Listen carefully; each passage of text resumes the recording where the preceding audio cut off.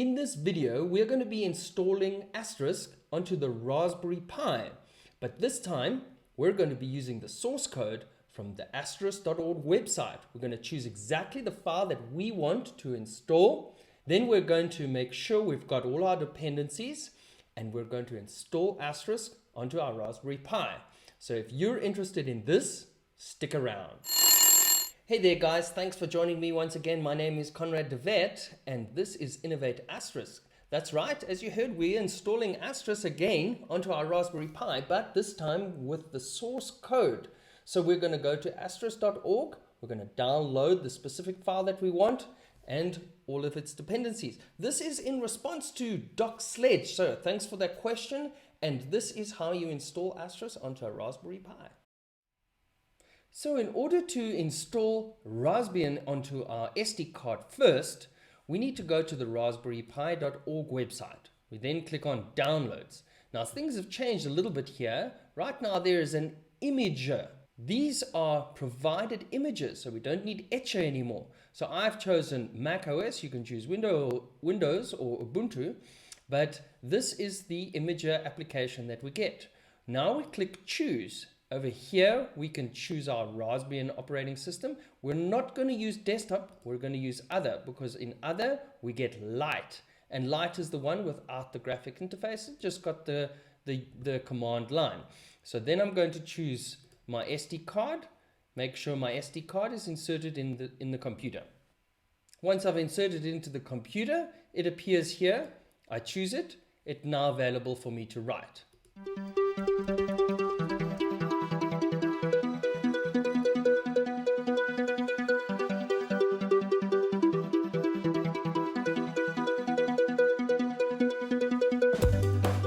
The disk will automatically be ejected, so make sure you remove the SD card and reinsert it into the computer.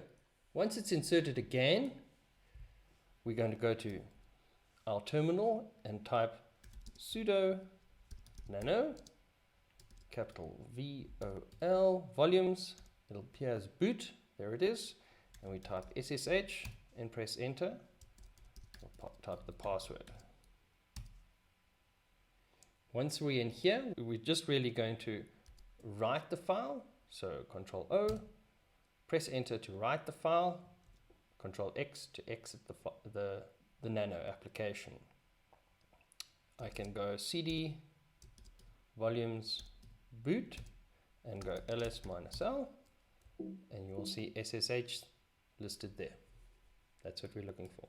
We can now exit this program and eject our disk. I now insert the flash disk into the Raspberry Pi with the little gold connections facing towards the PCB. I make sure that the Raspberry Pi is connected to my network. It should support DHCP. I now take the power cable and push it inside the power cable slot. Light comes on and our Raspberry Pi is now beating. With the SSH file in the root of the boot directory on that SD card, it will automatically enable SSH.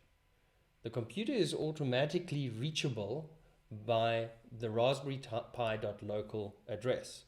So in order to reach this computer, we type SSH space pi at Raspberry Pi.local.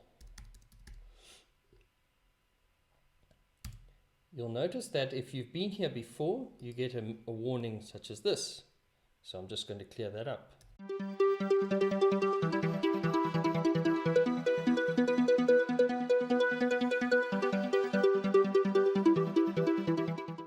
Now I can SSH into that computer again. The default password for the Raspberry Pi is Raspberry.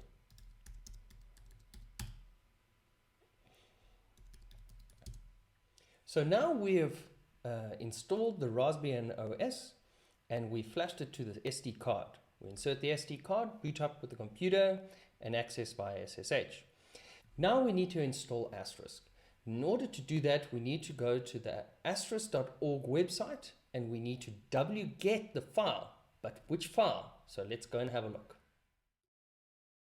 I'm at the asterisk.org website, and I can click on downloads over here, and from downloads I'm going to choose the correct version. So over here you see latest version, but over here we see all asterisk versions, and this is what we really want. If we click here, you'll see that here is asterisk 16 and 13 and even 17. Now the support type is quite important. LTS means long-term support, and that basically means that it will be around this version for longer than something like a standard. And you can see here long-term support and what their typical expected support is. So here we have asterisk 13 LTS, certified asterisk, asterisk 13 LTS, 16 LTS, 16, and then 17. There's also some test releases over here. So these are the ones that I'm really interested in here. Now, what's the difference between certified and normal asterisk? A little bit obscure, but essentially when they say certified, it means that it's gone through some extra testing and that they change it less often. So that means that you get the advantage of fewer updates during the release of this version. If you use apt-get install asterisk, you will get by default asterisk version 16, this version here. So we're not going to do asterisk 16, and well, asterisk 17 seems to be a standard release, and I prefer to use a long-term support. Really the one I'm going to demonstrate today is asterisk 13 LTS. Not necessary to do the certified version, but essentially this is the file that I would like to install onto my computer. If you hold your cursor over, you'll be able to see at the bottom there is the link to this tar gz file. So I'm going to right click on that file and say copy link address. I'm then going to take that link, wget it in through my terminal on my Raspberry Pi, and in order to download that file onto this Raspberry Pi, I'm going to go wget space and then paste that link that I just copied. Press enter and it downloads. The file is now downloaded. ls-l will give me one file in my Raspberry Pi, in my Pi directory, so that's home Pi. Now there are a couple of things I want to do first before we get into installing actual asterisk through the menu select option. And as is typical of systems that you've just downloaded from the internet, you probably want to do a quick update. But in order to do that, I want to be in as root. So sudo su makes me a root user. Now I choose apt-get update. apt-get update will update all your binary file links. So let that complete. With the package list completed, I now want to install a couple of things. I'm going to start with my Timeserver. I usually like to install a Timeserver, so I'm going to go apt-get install ntp. Right, that will install a Timeserver for me. Yes, please. Okay, I can just test that by choosing date. It should be pretty much correct. If you want to configure those Timeservers, you're more than welcome to do that. I'm going to leave that on the default settings for now. Now I need to install, or I'd like to install, the speaks codec. And the reason why I'm going to do that is to show you that when you get to install asterisk, there are a couple of things in the menu select that you can choose, and they won't appear unless you've prepared it. Like for example, to have these -dev installation packages. So in order to have speaks codec in your installation of asterisk, you have to prepare it first. You have to set up all the header files, all the -dev installation files, so that asterisk can use it later. Now there is a script that runs that kind of prepares asterisk in a way so that all the dependencies do come down, but these are extra dependencies that asterisk itself won't use unless you specifically say you want to use them. Okay, so let's let that install. The next set of files that I'm going to install is for the Opus codec. Opus codec is good for browser-based telephony, and so I'm going to also install the Opus dev files. Okay, I've installed those two sets, so I'm going to exit this from my installation. The rest of what I'm going to do now is actually going to be under the Pi login, and sort of one of the reasons is to make sure that ls-l,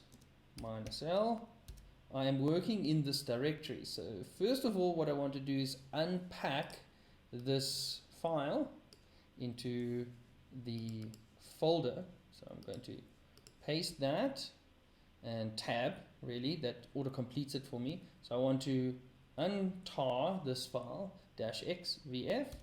Okay, that puts it into a folder, ls-l. There you go. So Asterisk 13 now unpacked to this folder over there. So everything we do now, we're going to do in that folder. So I'm going to cd asterisk. It's going to want, if I press tab, you'll see it just offers it to me. Now I'm inside that folder. Okay, now I'm going to choose the prerequisites script. So here's the link, here's the command for it. I am going to be executing everything under the sudo prefix for the commands, but it's the contrib scripts install prerequisites install. So that is the application, the script. It's a script file that runs, that will collect all the things that it needs and perform all the apt-get installs for you. So here it's built up a list of all the things that it is going to need to do. As you can see, it's already gone ahead and started to install them.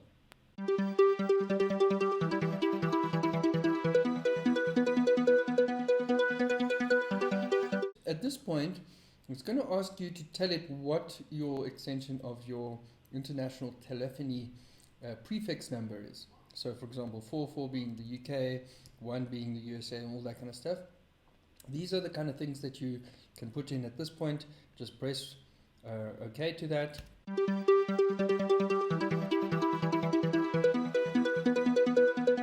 Alright, installed. There you go. Successful. So this is great.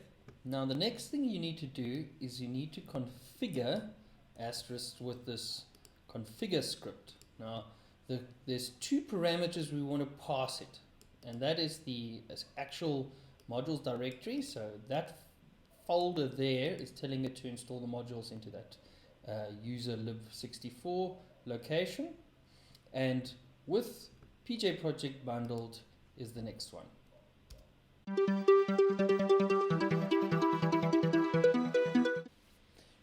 Right, this is what you want to see. You want to see that Asterisk has got everything that it needs. So that's a fantastic sign that we're ready to go.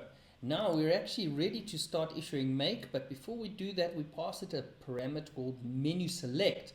And the menu select gives us options we want to use to change the configuration of how it's going to install, to include or exclude different modules, or to change any of the settings. So now we have the menu select option in front of us. Quite simple to navigate. When it's red, that section is highlighted, so I can use my arrows left and right to go up and down over there and open up the submenu. If I use tab, then I can also go across, but I can also go to save and exit. So it's a fairly straightforward little interface to navigate around. Now I'm going to go through some of these sections on the left, and you will see the options on the right. Now when we see one which has got X's in it like that, those X's literally mean that this option cannot be chosen. When it looks like this, which is an open sort of bracketed environment, essentially it means that you can choose that option, but it's not selected. By pressing enter inside there, first of all it moves it down, but also selects it. Okay, so that is how you get around inside this menu. Choosing something with enter and unchoosing it as well.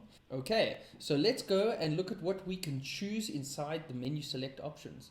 Now under add-ons, I'm not actually going to choose anything inside here. These are both off by default, and it's fine. I'm going to leave them off. Under applications, there are a couple of app underscores. So these ones here all say app underscore. See, app flash is not able to be enabled. I think it's a very old and depreciated option. And you can see none of these things really I'm going to be really choosing or choosing to switch off, except for example this app fax. Please don't include that. I am going to show you why we're not going to choose this faxing application. There is another one that I prefer. And down here you can see it says some depreciated options over here. I'm going to leave this option exactly as it is. You'll also see that app meet me is no longer an option because there is a new conference bridge of which has been around for a number of versions. So we're going to leave that like that. Bridging modules, yes, built-in features, we're going to leave this exactly as it is. Call detail records. Now this is kind of something quite important. So I am going to switch off custom. I'm going to switch off manager. So what that does is it logs the call detail records into the Asterisk manager interface, of which we're not going to use right now. And I'm going to take off the syslog ones. I'm going to take off ODBC and all the other databases, including SQLite, and I'm going to leave CDR and there you go, also adaptive ODBC. Adaptive ODBC is probably about the most common one. Basically, it logs it into the database, whatever ODBC settings you've set up, and the reason why it says adaptive means that you can change the column structure, where the other one, CDR ODBC without adaptive, is a rigid structure, and you cannot change or modify any of the column structures. So adaptive ODBC, a much bigger improvement on normal ODBC, but still in this case we're not actually going to use it, so we're going to use a CSV logging. It's just going to write a text file to the folder, and in fact for the demonstration purpose we're not actually going to write any CDRs, or we're not going to use it in such a way. Just bear that in mind, that if you are logging your CDRs, then you can use CSV or adaptive ODBC for a database, and some of these other options over here you can play around with those, but that's what your CDR section is all about. Channel event logging. Now channel event logging is kind of a way to log all the activities that happen on a channel. So if a channel gets transferred, moved, put in a queue, taken out of a queue, all that kind of stuff, these are all events that are raised on a channel, but they may not be a call yet. Now, call detail records, by the name, of course, is a call. It means it's been established and it's set up between two parties. Now, channel event logging is kind of taking a step back and saying, okay, while it's still a channel, let me log all the actions that happen on that channel. It can generate an extreme amount of information. So for me, I switch it all off. But you can switch on what you want to do with ODBC for ODBC driver. Again, firing the events through to the manager, and of course a custom backend. So the drivers over here, you can see I've got channel drivers. I've got IAX2, that's kind of useful. PJSIP, yes. RTP, yes. I'm going to leave all of these on, and I'm just going to leave those on the default settings. So these are the channel drivers that we want. Most importantly for me anyway is ChanSIP. Although this is, as they now call it, extended, ChanSIP was the original way that SIP extensions were constructed, and I still like to use it. PJSIP is the more current version, so to speak, but it is a third-party product. It's code from a different source, and so it comes with its own challenges. Codec translation, right here, what we want to look out for is Speaks. There you go. We installed our Speaks dev files, and this is what it gives us. However, please do not, or it is not necessary to, choose the Opus codec. The reason is because what will happen is it will try and download, there it actually says, download the Opus codec. It'll actually try and download it for you, but the problem is that the Opus codec that it downloads is not Raspberry Pi ready. It is not the ARM processor version. So don't install it. There is actually G729 support as well, but again, it's going to download the licensed version from Digium, and in this case, it's not going to work on our computer. So we're not going to use G729, and we're not going to use Opus as options here. I'll show you how we install those later. But this is kind of cool that Speaks came in as an option. If we hadn't installed the Speaks dev as we did earlier on, this option would have X's in it. So that is an option that we have created for ourselves. Format interpreters, we're just going to leave it as is, and you will see that the OG Vorbis is actually here as a format interpreter. So is G729. But this doesn't mean that the codec is installed. It just means that it knows about it. Dial plan functions, yeah, okay, you can switch on and off all these kind of things as you like. I'm just going to leave it as is. It's got a whole bunch of things in here, and you're welcome to play around, but I'm going to leave it as is. The PBX modules, I'm going to leave as is over here. I don't need AEL, I don't need Dundee, and LUA. Real time, I am going to use the spool loopback, and the config I'm going to leave as well.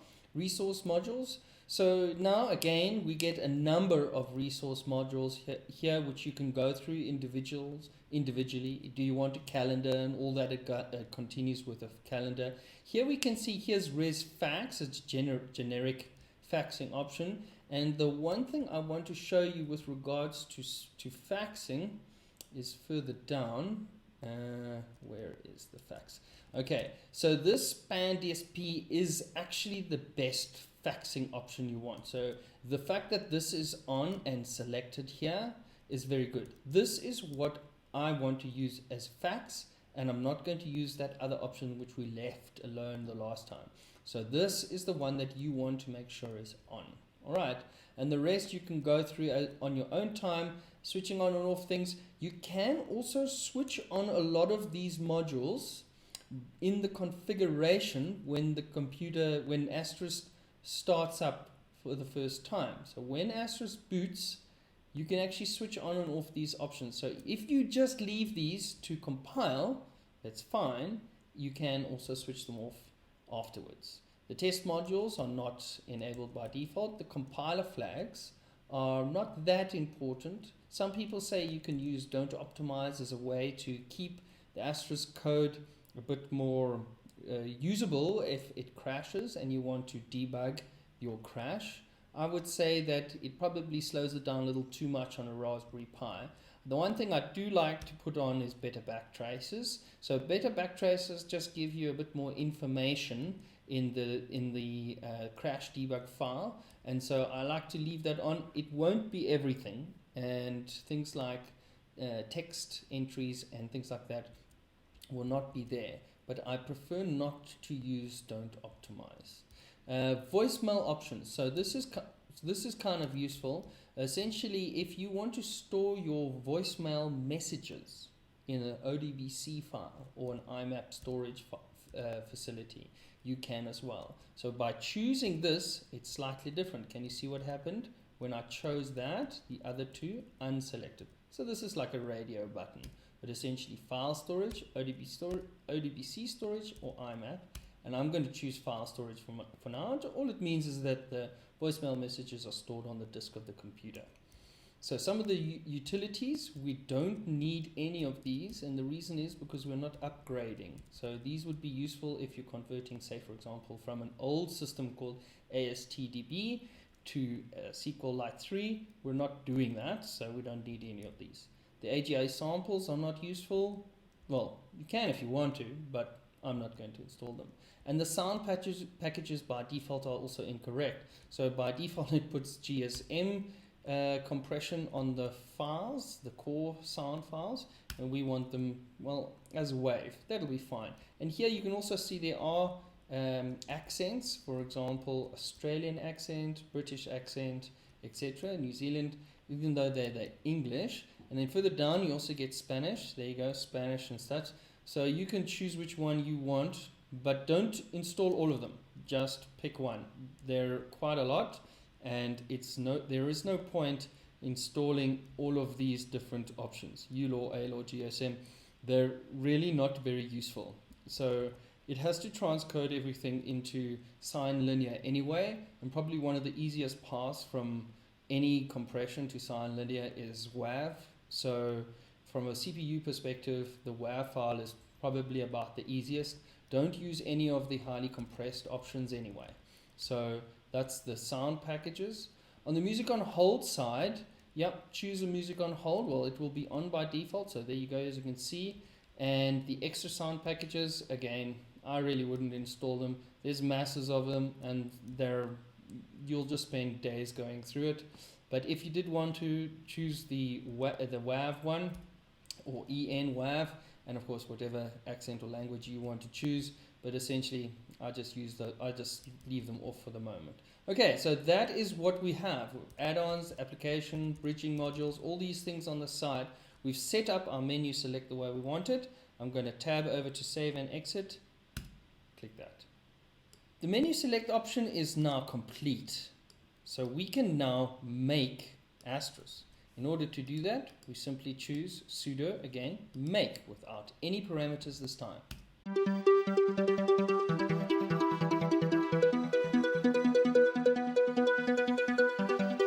Great. Well, that probably took a little bit slower on your machine as it did in the video.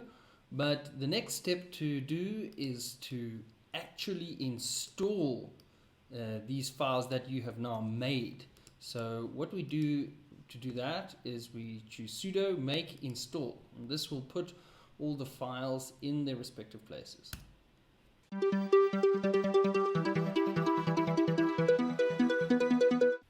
See, didn't take long this time. Okay, so now that we have that, we're essentially done with the Asterisk installation side. But there are no configuration files for this Asterisk installation, and it won't start as a service. So in order to do that, we can choose make config. Now what make config does, really quickly, is sets up a service and makes it configurable via the service. So when the computer starts, it starts up, etc. So that's what we do. Now we have actually installed Asterisk and it's ready to go. At this point, I want to now show you the Asterisk service. So if I choose service asterisk status, it should show you that it's loaded but it is not started. Okay, so what's the typical one to choose is start, but that doesn't work because it needs to be done as root. So again, we would choose sudo service asterisk start. Now let's have a look if that did start it. Okay, it started it, but let's see if we can access Asterisk. To do that, we type asterisk. Well, we'll probably have to do this as sudo as well. Sudo asterisk -r, and there it is. Okay, but it doesn't have many of the commands. As you can see, if I press tab, not a lot of things are loaded. Now this is because we haven't got any configuration files in the configuration manager. So let's go and get some configuration files so that we can start our Asterisk correctly. So the easiest way to get a basic set of configuration files into Asterisk is simply to clone them from the GitHub location that I'll give you. So let's exit this. And let's go to cd ... back one ls-l will give you to this folder. We want our Raspberry Pi root folder. So I don't think Git is installed.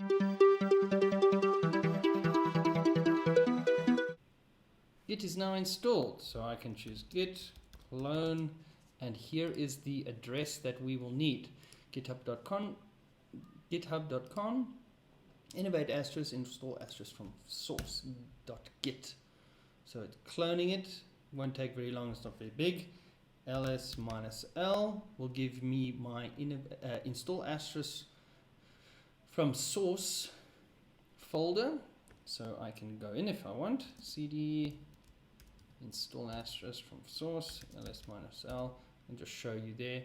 There is a config folder and a modules folder. So let's go into config and ls-l. So those files, I want to say cp star to etc asterisk etc asterisk. Yes. Permission denied, so I'm going to need to do it as sudo right. Asterisk now has a very default set of configuration files. There's really nothing to them, and they're just the minimum that Asterisk needs in order to start. So let's go and restart Asterisk service and see where we're at. Sudo service asterisk start. Okay, so some things have changed.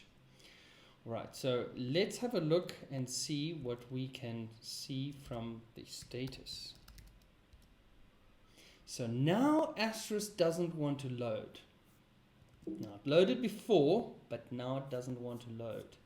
So what actually is happening is if I choose this file here with the LDD command, you will see that two of these files have got missing links on them. Okay, and that is what we need to fix up. In order to fix that, what we need to do is we need to issue the following command. But before we do that, we need to be as root sudo su. That makes us a root user. Now we can choose this command, paste it there, echo user lib64, so basically the location of the modules into that config file, right? And then I'm choosing ld config in order to update that. And now if I choose exit, I'm now back at my normal user level, and paste that. The files are now linking correctly. So now if I choose sudo asterisk service asterisk restart, for example. Okay, and now I choose status. There you go. Asterisk is now running. So I can choose sudo asterisk -r, and there's asterisk 13 running. I press tab, and there's a lot more of my options. Okay, now I'm going to choose core show. I'm just using tab to help me out. Show translation, and I will see all my codecs that are able to translate a call. Speaks being one of them, ILPC, G722, etc. But no Opus. So I haven't installed Opus yet. Let's go put Opus in. So I go exit. In order to install Opus, I'm simply going to go to my install asterisk from source folder, and there is a modules folder. Now that modules contains -l. That contains a folder called AST13. So cd AST13 there. Right. There is the Opus codec for asterisk 13 for ARM processor. So I'm going to say cp, I'll need sudo again, hey, sudo